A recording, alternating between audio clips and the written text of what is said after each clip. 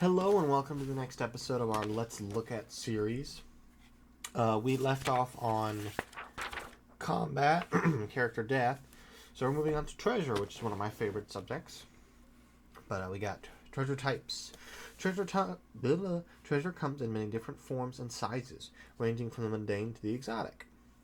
There are, of course, coins of copper, silver, gold, electrum, and platinum, but precious metals can also be shaped into gilded cups, etched bowls, or even silverware. So yeah, it's bog standard, but here we go. Magic items, magical armor, potions and oils, scrolls, rings, wands, staves, and rods, miscellaneous magic, artifacts and relics. Dividing and storing treasure. Once your group has completed a successful adventure, it is almost certain to have collected some treasure. Therefore, it helps to have some pre-arranged agreement about how this treasure is to be divided among the different characters, and their henchmen. Yeah, henchmen, they don't really do that in modern D&D anymore, at all, if anything. I mean, in my campaign, I have DMPCs just because it's only 2 players, and I have a cleric and a fighter. The fighter's probably not going to stick around for too long, but the cleric is someone they enjoy. It's an NPC they enjoy, so I might have to keep him around for a while. But henchmen aren't really a thing anymore. And look at this art, and we got this art. Did they not tell us about magic items, or is that in a different? Might be in a different section. But we have encounters. Whenever a player character meets an NPC, non-player character, fights a monster, or even discovers a mysterious fountain in the woods, he is having an encounter. And encounters any significant thing a character meets, sees, or interacts with during the course of a game. When a player character discovers the fountain of blue flame in the midst of the forest, its very strangeness forces the character to react and the player to think. Why is it here? Does it have a purpose? Is it beneficial or dangerous? Few characters are going to pass by this as just another flaming fountain in the forest. Okay.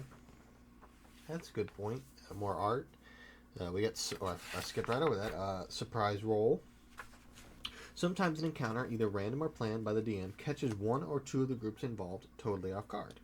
This is called surprise and is determined by rolling a 1d10 for each side, or only one side if the DM has decided that one of the sides cannot be surprised for some reason. If the die roll is a 1, 2, or 3, that group or character is surprised. Naturally, surprise does not happen all the time. So, I'm guessing that means that both sides can be surprised? I do have a D10 with me. Hold on. Let me move my giant dice. So if I take, this is a D10, right? It's good enough. If I take a D10 and I roll, they are not surprised. But I guess that means it works for all. If it doesn't say, let me just scan this shit real quick.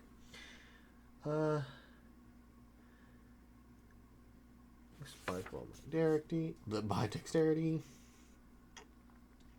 I think it means both sides can be surprised, I guess, but encounter distance, encounter options, NPCs, here we go. So we got hirelings, followers, and henchmen. Hirelings. The most frequently employed NPC is the hireling. A hireling is a person who works for money.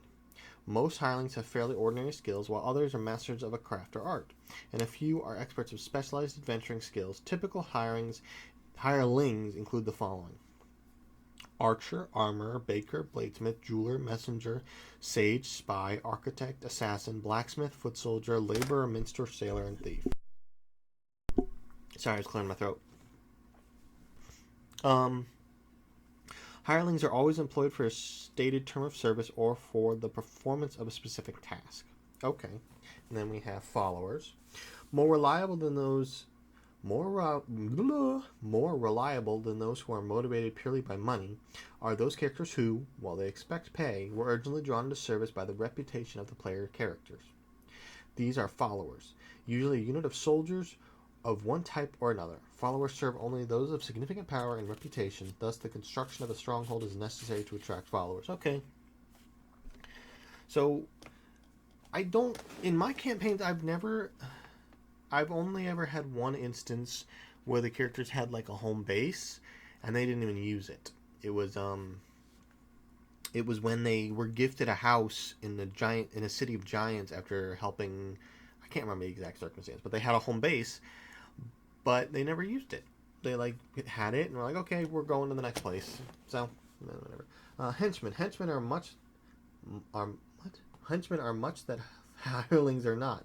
They are adventurers who serve out of loyalty. They are willing to risk their lives for those they respect. They are also hard to find. Okay. Player character obligations. Weird. Whenever a player character takes on a hireling, follower, or henchman, he has committed himself to certain obligations and customs that surround such agreements. Some of these are obvious, having been worked out between the player character and the NPC in advance. Usually the wage and term of service are settled upon before any agreement is reached. Okay, good art again. Vision and light. We're on page 117. This is the 4th episode, I think. We're blazing. Limits of vision. Light infravision. Some characters and monsters have the power of infravision. This means one of two things. Depending on whether the standard or the optional rule is used, this is discussed in detail in the Dungeon Master's Guide, which is something I need to pick up. I need to find one. The choice is left to the DM, and he must tell the players how he wants infravision to work. Regardless of how the power functions, the range of infravision is at most 60 feet unless otherwise noted. Does that mean is that dark vision? I don't know. It doesn't. It says in the Dungeon Master's Guide, which I do not have a copy of. I don't think. Just looking. Yeah, I don't think I have a copy of the Dungeon Master's Guide. But using mirrors is interesting. At times, it is useful for characters to look at objects or creatures via reflections in a mirror. This is particularly true of those characters so hideous, such as Medusa, that gazing directly upon them might turn the viewer to stone. When using a mirror, a light source must be present. Second, attempting to direct your actions by looking in a mirror is very disorienting. Try it and see.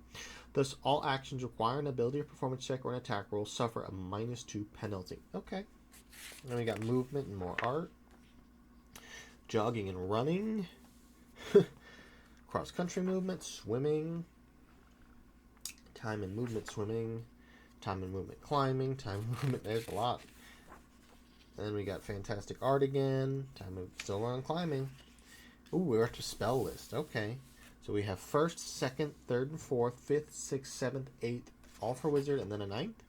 No. 8th is this. Oh, there it is. 9th is on the 9th right here. So up to 9th level. Let's skim this. We got. I've never heard of the 1st level effect normal fires. Never heard of audible glamour. Charm person was a 1st level spell? I think it still is, maybe. Comprehend languages, detect undead, erase, I don't know what that means.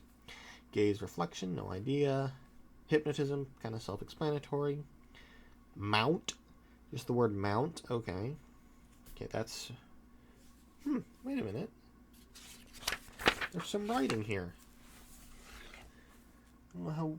It's very faded. It says, copy, choke. And if you look, oh, that's so cool. There's little pencil marks next to the spells that they maybe took. Like we got in 1st edition, we've got armor, color spray, comprehend languages, detect magic, enlarge, featherfall, grease, identify, magic missile, read magic, sleep, spider climb, taunt, unseen servant, ventriloquism, and then it says copy at the bottom, written in pencil. And it's very faded.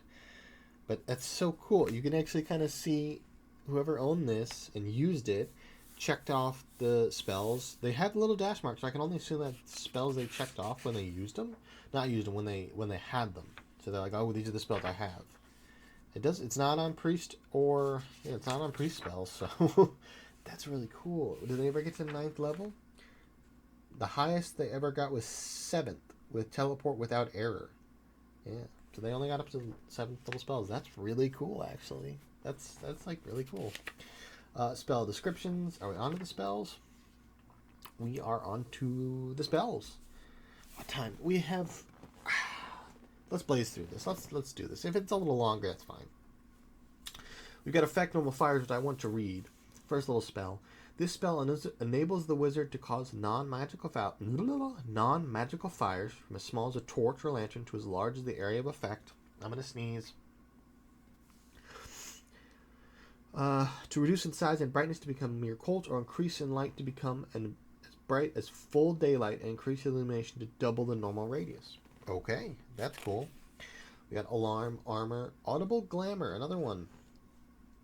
When the audible glamour spell is cast, the wizard causes a volume of sound to arise at whatever distance he desires, within range, and seem to recede, approach, or remain at a fixed place as desired. The volume of sound created, however, is directly related to the level of the spellcaster. Okay. The volume is based upon the lowest level at which the spell can be cast, first level. The noise of the audible glamour at this level is that of 4 men maximum. Each additional experience level of the wizard adds a like volume, so that at second level the wizard can have the spell cause sound equal to that of 8 men. Okay. So it's kind of like,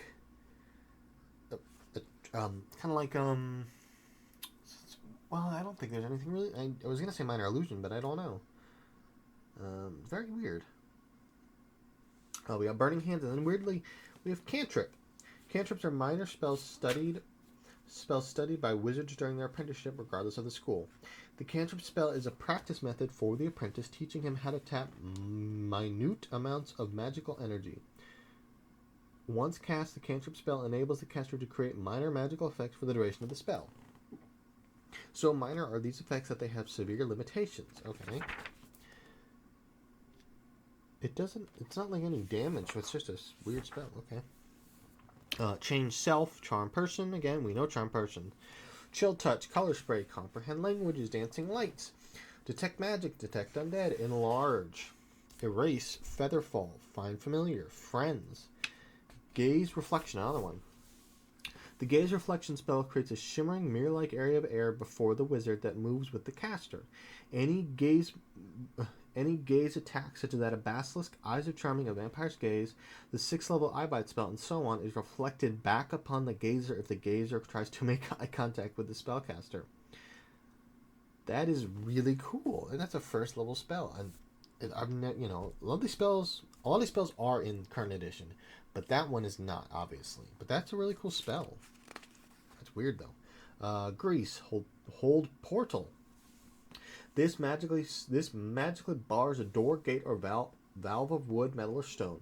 The magical closure holds the portal fast, just as if it were securely closed and locked. Any extra planar creature, djinn, elemental, etc., with 4 or more hit dice can shatter the spell and burst open the portal. A wizard of 4 or more experience levels higher than the spellcaster can open the hell portal at will. A knock spell or a successful dispel magic spell can negate the hold portal. Hold portals can be broken or physically battered down. Okay. Hypnotism, self-explanatory. Identify, jump, light, magic missile, mending, message, mount, Nistel's magic aura, phantasmal force, protection from evil, read magic, shield, shocking grasp, sleep, a staple, spider climb, spook. Spook spell enables the wizard to play upon natural fears to cause the target creature to perceive the spellcaster as someone or something inimical.